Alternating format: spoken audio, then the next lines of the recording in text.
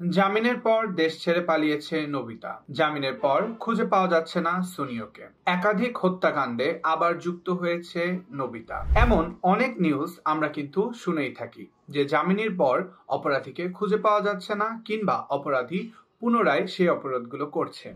আজকে আমরা খুব অল্প সময়ে কিন্তু খুব গুরুত্বপূর্ণ বিষয় নিয়ে আলোচনা করতে যাচ্ছি, বেইল কিংবা জামিন এবং খালাস। যারা আইনের আশ্রয় প্রার্থী আছেন বা আপনাদের বন্ধু বা পরিচিত আত্মীয় স্বজন বা পরিবারের এমন কেউ যাকে গ্রেফতার করে নিয়ে যাওয়া হয়েছে এবং আদালতের মাধ্যমে একজন আইনজীবীর সাহায্যে জামিন করে আনা বা বেল করে আনা মানেই যে মামলাটি খালাস বা শেষ হয়ে যাওয়া, এমনটা কিন্তু নয়। অনেকেই মনে করেন বেইল বা জামিন করানো মানে মামলা খালাস হয়ে যাওয়া বা মুক্তি পাওয়া। ব্যাপারটা হাস্যকর মনে হলেও এটাই সত্যি। বেশ কিছুদিন আগে আমরা একজন আসামিকে জামিনে ছাড়িয়ে নিয়ে আসি। এরপর সে জামিনের কোনো শর্তই পালন করে না। তার পরিপ্রেক্ষিতে পুলিশ তাকে আবারও গ্রেফতার করে। এমনটা হওয়ার কারণ হচ্ছে আমরা তার সাথে যোগাযোগ করার চেষ্টা করার পরেও তিনি আমাদের কোনো রেসপন্স করেনি। তিনি মনে করেছিলেন জামিন পেয়েছে মানে তিনি এখন মুক্ত হয়ে গিয়েছে। ব্যাপারটা আসলে কিন্তু এমন নয়। সহজ ভাষায় জামিন মানে হচ্ছে আপনাকে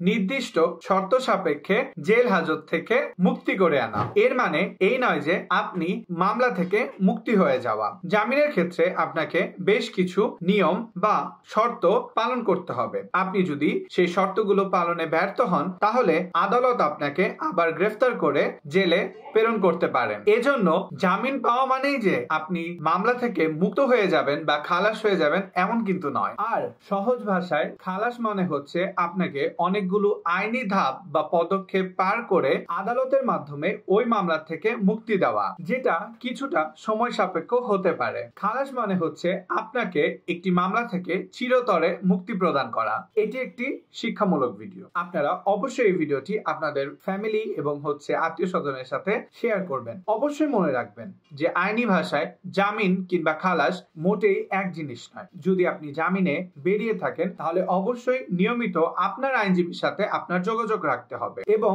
জামিনের শর্তগুলো মেনে চলতে হবে। ধন্যবাদ।